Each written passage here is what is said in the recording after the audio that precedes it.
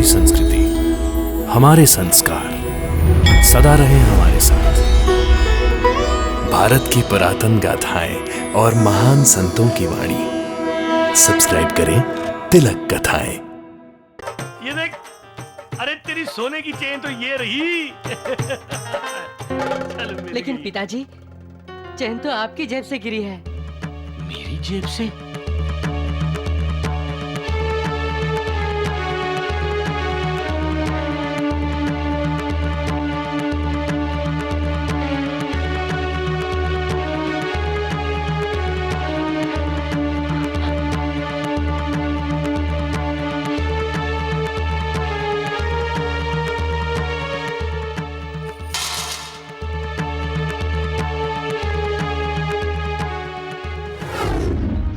रामलाल, तुम्हारे लिए आज का दिन शुभ नहीं है रामलाल, सावधान। बाबा, गलत इल्जाम, चाहे वो छोटा हो या बड़ा, किसी नेक और भले इंसान पर लग जाए तो उसके लिए मौत के बराबर है।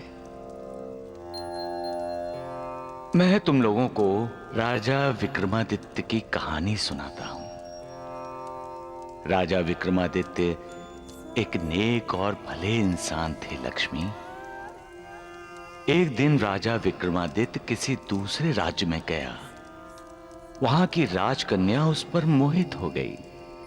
रात को उस राजकुमारी ने अपने मोतियों का हार राजा विक्रमादित्य के कमरे में एक कील पर टांग दिया। रात में अचानक अनहोनी हो गई। अनहोनी क्या बाबा? दीवार पर एक राजहंस की तस्वीर लगी हुई थी।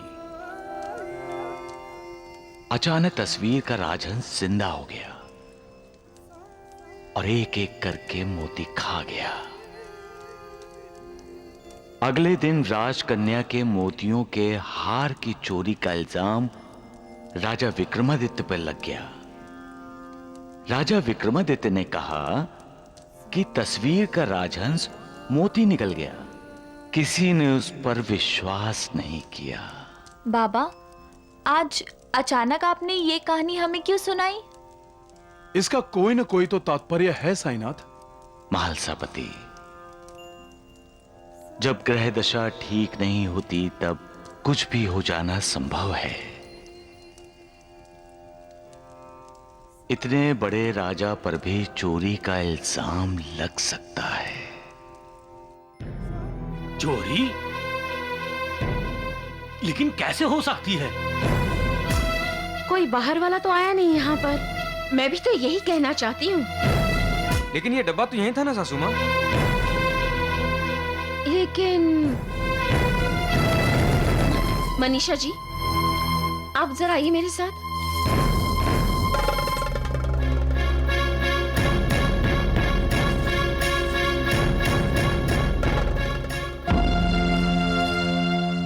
बुरा मत मानना मनीषा जी, लेकिन आजकल रामलाल जी की मनोदशा कुछ ठीक नहीं लग रही। अकेले में बात करते हैं, फिर बाबा बाबा पुकारते रहते हैं। उन्हें कोई बाबा दिखाई देता है जो किसी दूसरे को दिखाई नहीं देता। आप कहना क्या चाहती हैं? सोने की चैन का बाबा से क्या संबंध है? नाराज मत होना, ऐसा होता है। क्या होता है? देखिए, आपने भी देखा है रामलाल जी को कैसे वो चेन पहनकर देखना चाहते थे, क्योंकि वो चेन उनको बहुत पसंद थी। अब मैं कह रही हूँ कि कहीं रामलाल जी ने वो सोने की देविका भाभी, माफ करना, मुझे ऐसा लगा इसलिए मैंने आपको अकेले में कहा, सबके सामने नहीं बोली। वैसे मैंने सुना है कि रामलाल जी की चोरी करने की आदत बचपन से ही है, क्योंकि वो जब बॉम्बे आए थे तो अपने ही घर के पैसे चुरा कर भागे थे। है ना मनीषा जी? अब बुरी आदत इतनी आसानी से पीछा नहीं छोड़ती है ना। आप तो उनकी पत्नी हैं, आपको तो उनके बारे में सब कुछ पता होगा। तो फिर आप ही किसी भी बहाने उनकी तलाशी ले लीजिए। हम पूछने जाएंगे तो उन्हें बुरा लगेगा। समझ गई ना मनीषा जी?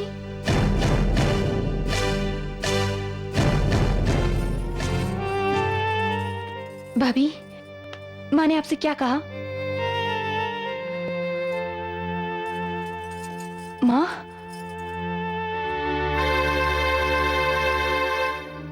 जरूर सोने की चेन के बारे में पूछा होगा।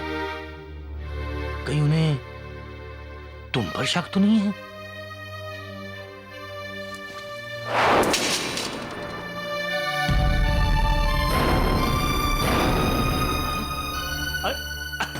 अरे अरे अरे श्याम सुंदर, ये देख ये देख ये देख। अरे तेरी सोने की चेन तो ये रही। चल मिल लेकिन गई। पिताजी, चैन तो आपकी जेब से गिरी है। मेरी जेब से?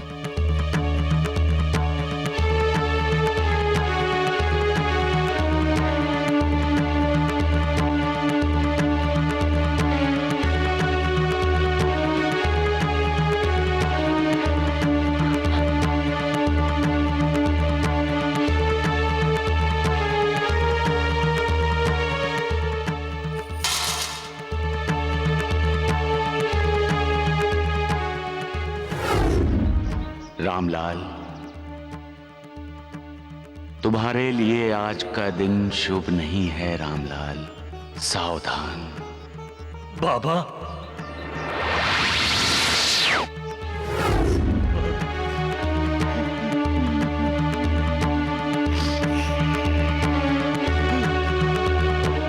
कोई पराया हमें धोखा देता है या हमसे दगा करता है तो हमारा दिल इतना बेचैन नहीं होता। क्यों? क्योंकि वो हमारा अपना नहीं है। हमने उस पर विश्वास नहीं किया था। लेकिन जब कोई अपना हमें धोखा देता है तो हमारा दिल टूट जाता है। इसे हम क्या कहते हैं? विश्वासघात। विश्वासघात कौन करता है? हमारा मित्र पति पत्नी का मित्र है और पत्नी पति की। पिता पुत्र का मित्र और पुत्र पिता का। इन रिश्ते नातों में, संबंधों में मित्रता की सुगंध है। मित्र का मतलब है विश्वास। और जब वही मित्र विश्वासघात करता है तो सुगंध दुर्गंध में बदल जाती है। इसलिए हमेशा मालिक पर विश्वास करो। मालिक कभी अपने भक्तों से विश्वासघात नहीं करता। जो उस पर विश्वास करता है उसका वो कल्याण करता है। श्रद्धा और सबरी, यही एक कल्याणकारी मंत्र है। सबका मालिक एक। निर्मला, जो काम तुम नहीं कर सकी वो मैंने यूं कर दिया। रामलाल और श्याम सुंदर के बीच नफरत के बीज बो दिए हैं मैंने। क्या? लेकिन माँ, तुमने ये किया कैसे? अरे ये तो बहुत ही आसान था। सबके सब खाना खा रहे थे और मैंने चुपके से सोने की चेन रामलाल की जेब में सरका दी। अब सालों से बने और जुड़े रिश्ते टूटेंगे और बिखरेंगे भी, क्योंकि श्याम सुंदर जी का जो रामलाल जी पर विश्वास है वो टूट जाएगा। हाँ, कांच, इज्जत और विश्वास एक बार टूट जाए ना तो दोबारा जुड़ने में बहुत मुश्किल होते। अरे अरे देवा,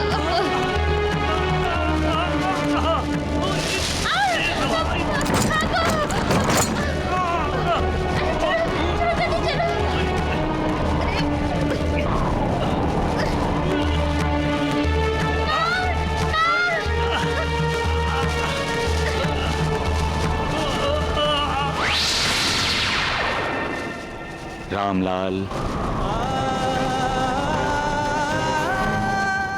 इतनी जल्दी हार मान ली? बाबा! रामलाल, इंसान की जिंदगी एक कुरुक्षेत्र ही है जिस पर इंसान को भावनाओं का महाभारत लड़ना ही पड़ता है। कभी अपनों के साथ और कभी कभी अपने आप से भी। सच्चाई के रास्ते पर चलते हुए और सच का साथ देते हुए जो ये महाभारत जीतता है, ईश्वर हमेशा उसका साथ देता है।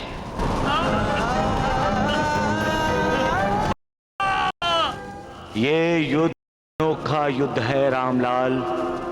इसमें तीर, भाले, तलवारें नहीं चलती, इसमें शब्द चलते हैं। ऐसे शब्द जो भयंकर, विस्फोटक और विनाशकारी होते हैं। ये अस्त्र इंसान को जख्मी नहीं करता, उसके मन को घायल कर देता है। जैसे तुम इस तूफान का सामना कर रहे हो, उसी तरह तुम अपनी जिंदगी में आए और आने वाले तूफान का मुकाबला करना। तुम्हारा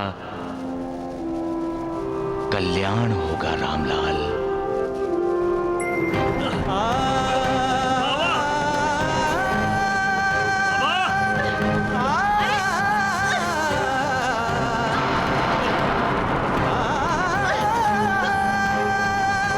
मनीषा, फटा दूध और फटा मन कभी वापस नहीं मिलता। फटा दूध कभी वापस नहीं होता और फटा मन कभी वापस नहीं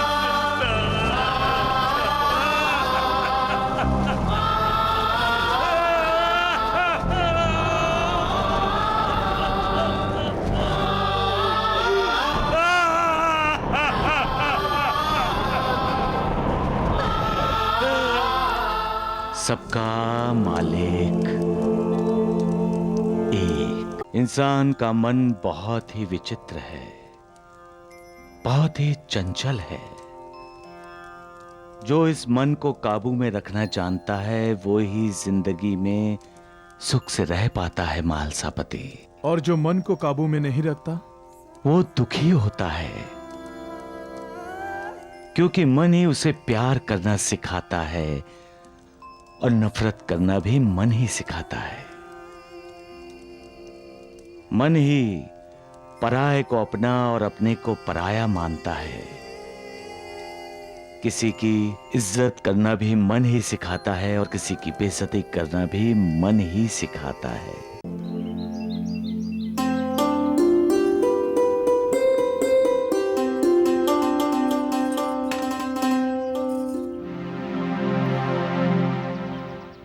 किस सोच में डूबे हैं आप?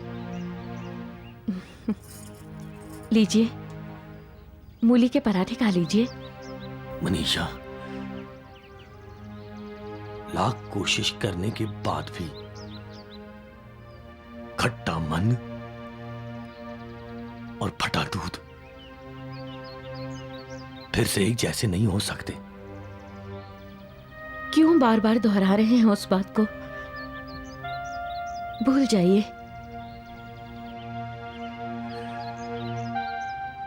भूल जाऊं?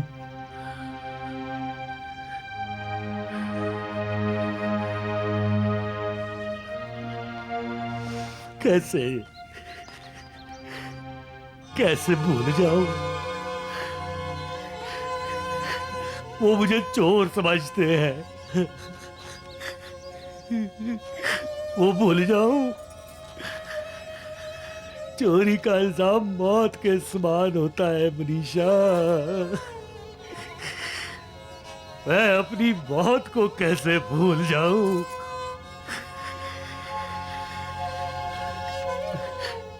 मैं अपने राजेंद्र की सौगंध खाकर कहता हूं, मुझे पता नहीं वो चेन मेरे जेब में कहां से आई।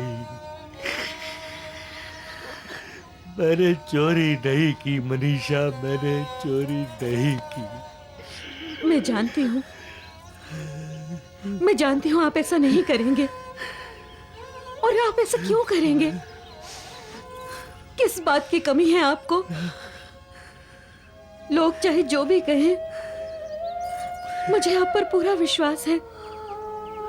और श्याम सुंदर भी इस बात को जानता है। श्याम सुंदर भी अगर इस बात को जानता है और उसे मुझ पर पूरा भरोसा है, तो वो मुझे मिलने क्यों नहीं आया मनीषा? मुझे मिलने क्यों नहीं आया? भाई साहब,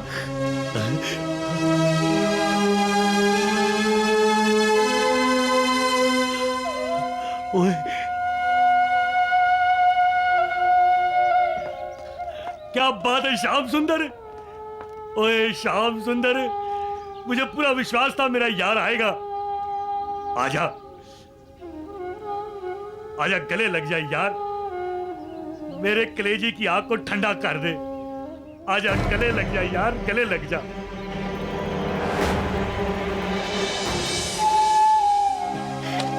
मुझे भरोसा था, मुझे विश्वास था तू आएगा। मुझे पूरा भरोसा था अपने यार पर। भाई साहब, मैं ये सोने की चेन आपको भेंट करने आया हूं। ये तुम क्या कर रहे हो श्याम सुंदर? ये चेन तुम्हारी सासू माँ ने तुम्हें दी है। प्रजय जी, वही चेन मैं भाई साहब को भेंट करना चाहता हूं। रामलाल जी, ले लीजिए। जब आपको ये सोने की चेन इतनी पसंद है तो ले लीजिए ना। मैं दामाद जी के लिए एक दूसरी चेन बनवा दूंगी। भाई साहब, घर में ससुर जी अकेले हैं, वो हमारा इंतजार कर रहे होंगे। अब मैं चलता हूं। इसे रख लीजिए।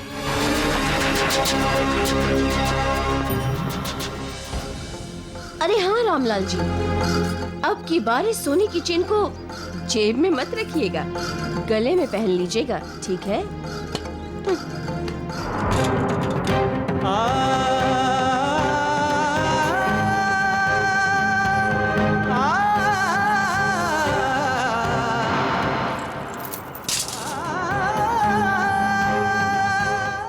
देखा मनीषा,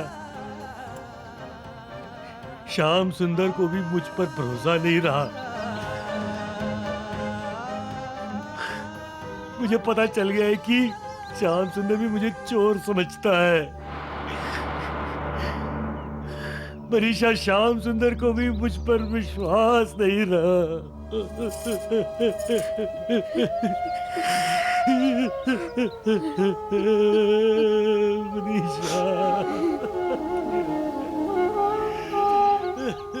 इंसान का मन बहुत ही विचित्र है, बहुत ही चंचल है। जो इस मन को काबू में रखना जानता है, वो ही जिंदगी में सुख से रह पाता है मालसापति। और जो मन को काबू में नहीं रखता, वो दुखी होता है, क्योंकि मन ही उसे प्यार करना सिखाता है और नफरत करना भी मन ही सिखाता है।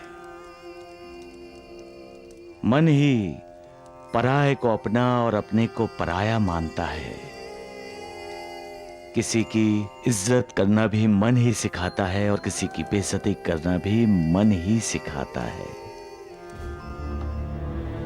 मन के रिश्तों में शंका और अविश्वास पैदा हो जाए तो मन खट्टा हो जाता है, और लाख कोशिश करने के बाद भी फटा दूध और खट्टा मन पहले जैसा नहीं रहता, और लाख कोशिश करने के बाद भी फटा दूध और खट्टा मन पहले जैसा नहीं रहता। तरकारी पर ध्यान दे रही हो, अपने पति पर नहीं।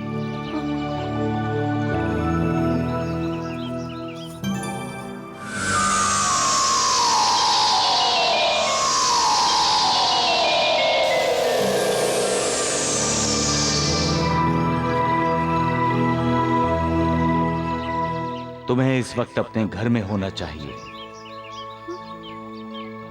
जाओ, अपने पति की रक्षा करो। मेरे पति को क्या हुआ? आओ, मेरे साथ आओ। इसका मतलब सोने की चेन चोरी हो गई? रामलाल जी, अब ये चेन गले में पहन लीजिएगा।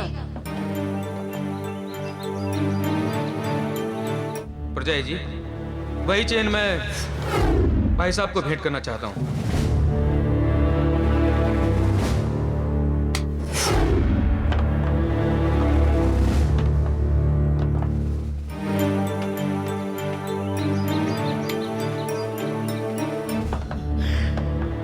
मन के रिश्तों में शंका और अविश्वास पैदा हो जाए तो मन खट्टा हो जाता है, और लाख कोशिश करने के बाद भी फटा दूध और खट्टा मन पहले जैसा नहीं रहता।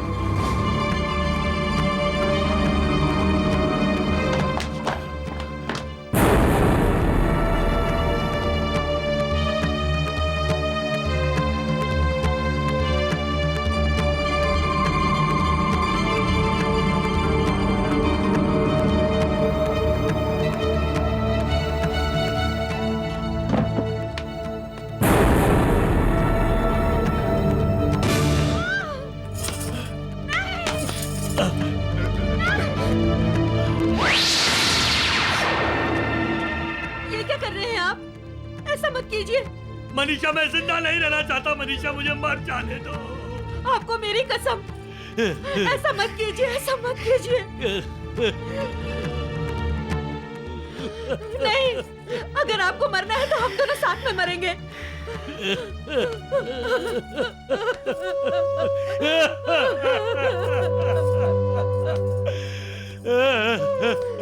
खाइए मेरी कसम कि आप कभी आत्महत्या के बारे में नहीं सोचेंगे। खाइए मेरी कसम। मनीषा, जब श्याम सुंदर भी मुझे चोर समझता है